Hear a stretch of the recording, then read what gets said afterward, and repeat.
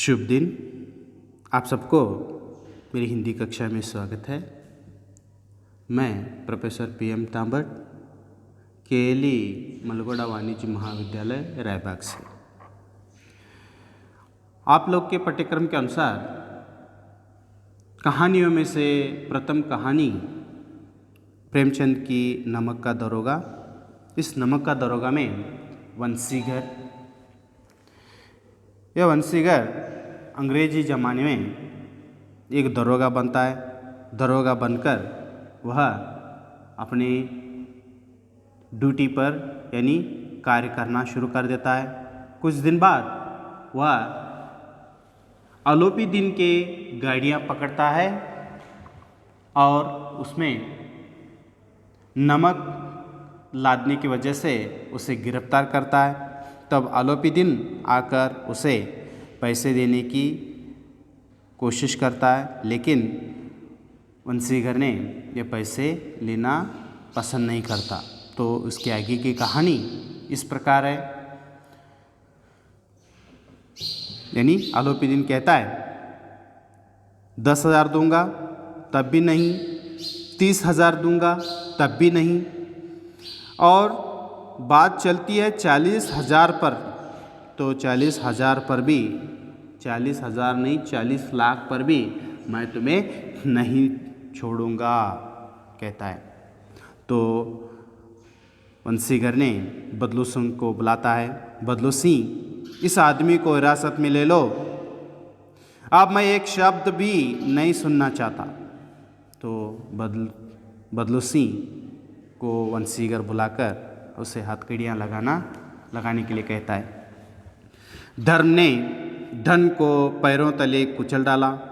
आलोपी दिन ने एक हुष्ट पुष्ट मनुष्य को हथकड़ियाँ लिए हुए अपनी तरफ आते देखा।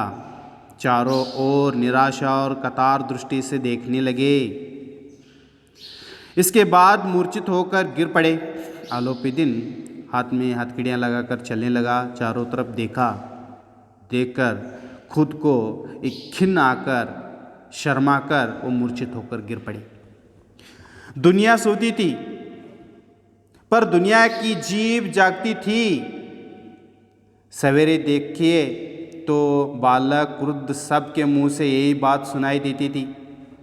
जिसे देखिए वही पंडित जी के इस व्यवहार पर टीकी टिप्पणियां कर रहा था। निंदा की बौछार हो रही थी। मानव संसार से सब पापी का पाप, पानी को दूध के नाम से बेचने वाला ग्वाला, कल्पित रोज नमाचे भरने वाले अधिकारी वर्ग, रेल में बिना टिकट के सफ़र करने वाले बाबू लोग, जाली दस्तावेज बनाने वाले सेठ और सरकार, यह सब के बीच सबके सब देवताओं की भांति गर्दनें चला रहे थे। यानी सबके सब आलोपी दिन को इस व्यवहार से क्या कर रहे थे, बातें कर रहे थे। जब दूसरे दिन पंडित आलोपी दिन अभियुक्त होकर कांस्टेबलों के साथ हाथों में हथकड़ियाँ, हृदय में ग्लानि और क्षोभ भरे लज्जा से गर्दन झुकाए अदालत की तरफ चले, तो सारे शहर में हलचल मच गई। मेलों में कदाचित आंखें इतनी व्यग्र न होती होगी।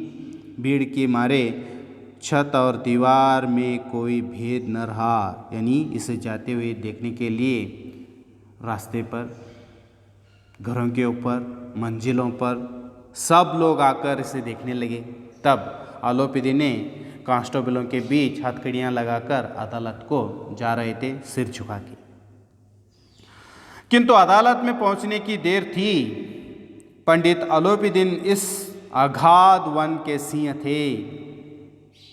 अधिकारी वर्ग उनके भक्त, अमले उनके सेवक, वकील मुख्तार उनके आज्ञापालक और अर्दली, चपरासी तथा चौकीदार तो उनके बिना मेल के गुलाम थे। यानी दफ्तर को, यानी आलोपी दिन वकालत के लिए कोर्ट गए तब वहाँ के जो भी अधिकारी वर्ग थे सभी के सभी यहाँ पर इस आलोपी दिन के गुलाम थे। उन्हें देखते ही लोग चारों तरफ से दौड़े।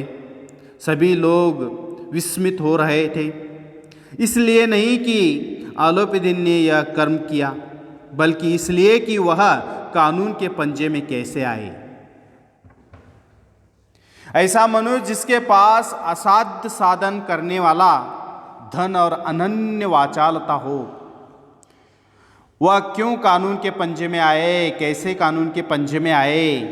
प्रत्येक मनुष्य उनसे सहानुभूति प्रकट कर रहा था, यानी बहुत ही पैसा था उसके पास, बहुत ही वाचाल यानी बात करने की प्रतिभा थी, वो कैसे कानून की हिरासत में आए, ये लोग सोचते थे। बड़ी तत्परता से इस आक्रमण को रोकने के निमित्त वकीलों की एक सेना तैयार की गई। न्याय के मैदान में धर्म और धन में युद्ध टन गया।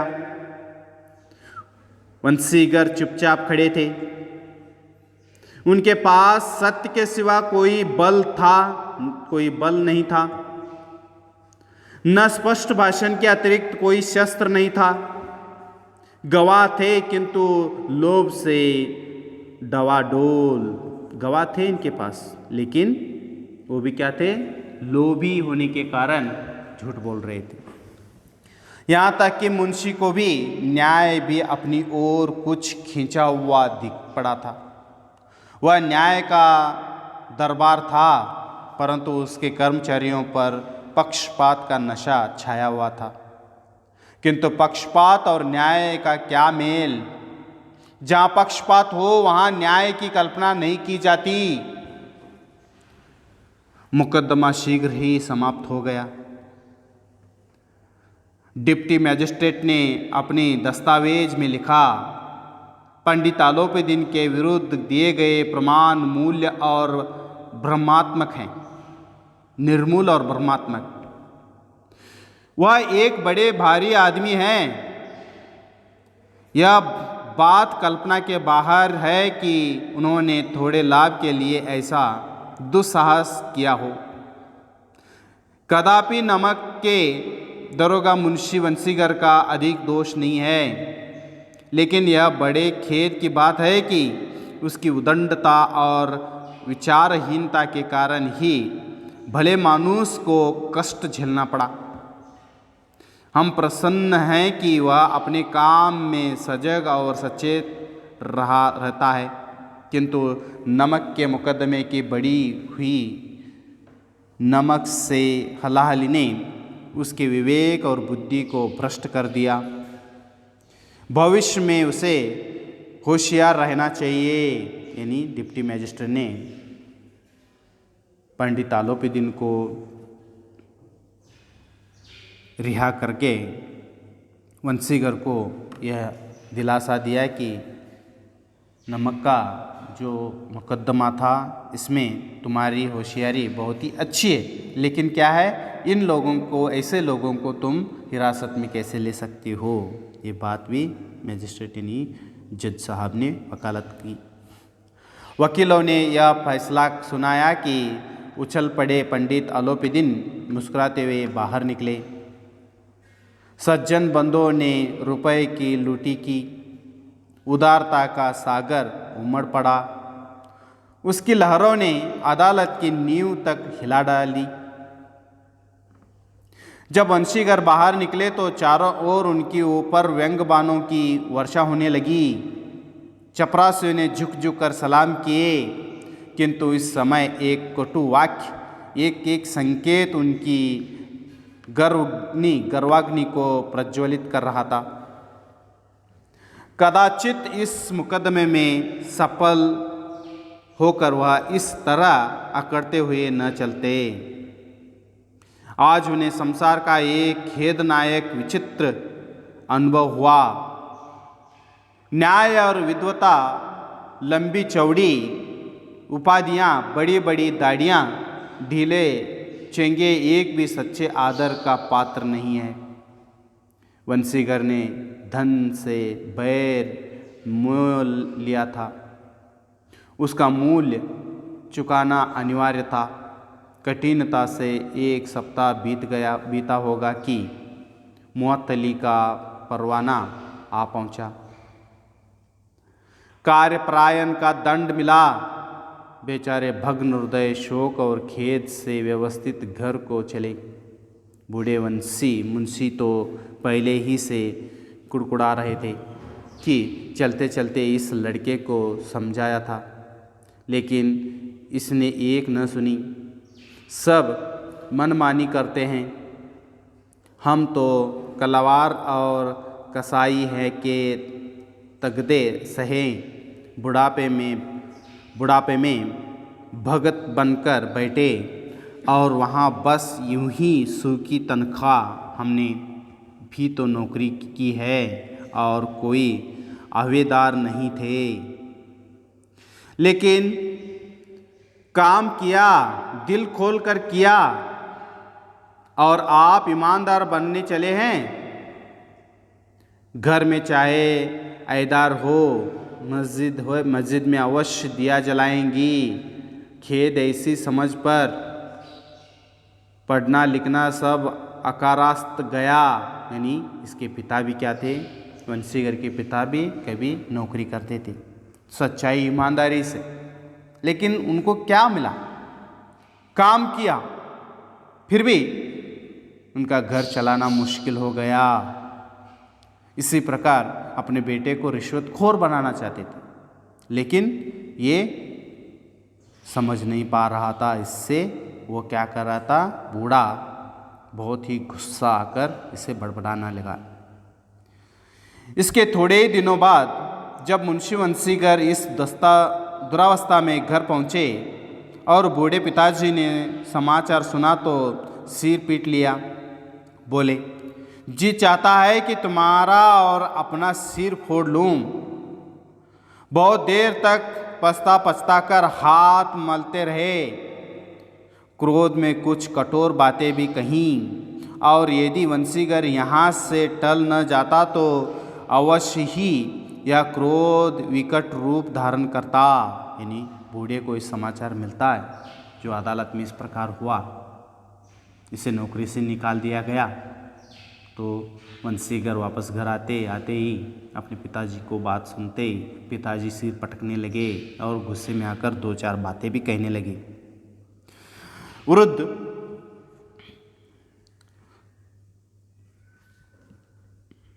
वृद्ध माता को भी दुख हुआ।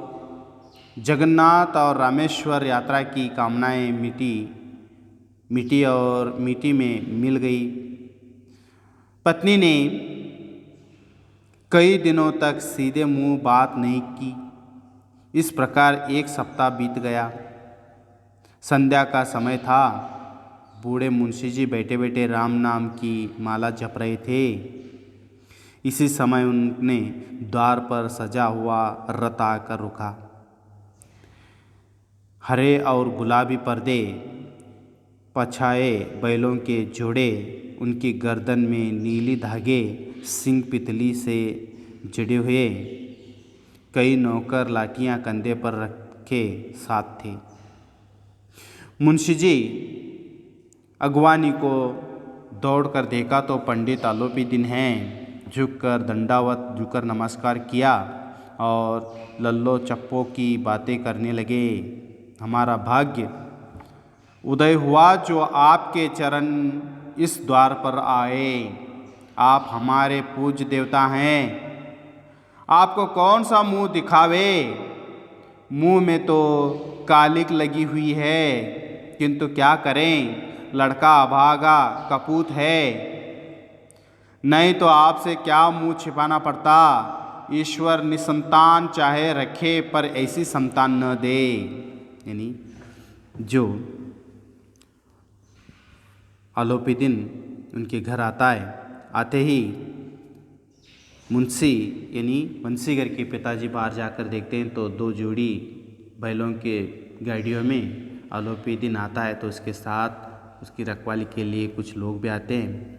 तो आकर देखता है तो उसके पाँव पाड़कर उसे इन बातों को कहता है। आलोपीदीन ने कहा, नहीं भाई साहब, ऐसा न कहिए। मुंशी जी ने चकित होकर कहा, ऐसी संतान और क्या कहूँ। आलोपीदीन ने वात्सल्यपूर्ण स्वर से कहा, कुल तिलक और पुरखों की कीर्ति उज्ज्वल करने वाला संसार में ऐसे कितने धर्मपरायण मनुष्य हैं जो धर्म पर अपना सब कुछ अर्पण कर सके। पंडित आलोपीदीन ने वंशीगर से कहा, दरोगा जी, इसे खुशामद न समझिए। खुशामद करने के लिए मुझे इतना कष्ट उठाने की जरूरत न थी। उस रात को आपने अधिकार बल से अपनी हिरासत में ले लिया था, किंतु आज मैं स्व इच्छा से आपकी हिरासत में आया हूँ। मैंने हजारों रईस और अमीर देखे, हजारों उच्च पदाधिकारियों से काम पड़ा, किंतु परास्त किया तो आपने। मैंने सबको अपना और अपने धन का गुलाम बनाकर छोड़ दिया। मुझे आज्ञा दीजिए कि आपसे कुछ विनय करूं। यानी आलोपीदीन ने दरोगा वंशीगर से बातें करता है, मैंने उस रात को वहाँ पर आपसे ही अधिकार के बल पर मैंने हार गया, वरना आपसे बड़े बड़े लोगों को मैंने अपने धन से, अपने बातों से हराकर गुलाम बनाया था, लेकिन आपने मुझे अधिकार के बल से हरा दिया। लेकिन मैंने आपके कानून की वजह से आपकी हिरासत में आया था, लेकिन आज मैं खुद आपके हिरासत में आया हूँ। मैं तुमसे कुछ बात करने के लिए आया हूँ। तो यहाँ पर हम रोकेंगे, बची हुई कहानी अगले वीडियो में देखेंगे। तब तक के लिए धन्यवाद।